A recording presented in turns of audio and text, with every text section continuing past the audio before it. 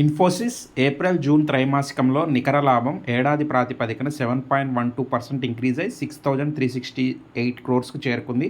JSW infra April June త్రైమాసికం Q1లో net profit వచ్చి సంవత్సరానికి 10.32% ఇంక్రీజ్ అయ్యింది, 297 క్రోర్స్కు చేరుకుంది. Aurobindo pharma company board 750 crores వరకు షేర్స్ని బైబ్యాక్కు ఆమోదించింది. రికార్డు తేదీ వచ్చేసరికి జూలై 30. అరవిందో ఫార్మాది జూలై 30న రికార్డు తేదీ బైబ్యాక్ ఆఫర్ చేసింది. హెవెల్స్ వచ్చి Q1లో నెట్ ప్రాఫిట్ సంవత్సరానికి 42.41% ఇంక్రీజ్ అయ్యి 406 క్రోర్కు చేరుకుంది. పాలీక్యాబ్ Q1 నెట్ ప్రాఫిట్ వచ్చేసరికి 386 క్రోర్స్ వద్ద స్థిరంగా ఉంది. ఐడిఐ బ్యాంక్ వచ్చేసరికి బ్యాంక్ ప్రైవేటీకరణ ప్రక్రియలో ఆర్బీఐ సరిపోయే మరియు సరైన ఆమోదం కూడా ఇచ్చింది. ఎల్టీఐ మైంట్రీ వచ్చేసరికి Absa bank African financial services company దాని సాంకేతిక భాగస్వామిగా బహుళ $1 మిలియన్ కాంట్రాక్ట్ను పొందటం కూడా జరిగింది. సో ఇలాంటి వివరాల కోసం ఛానల్ని సబ్స్క్రైబ్ చేయండి.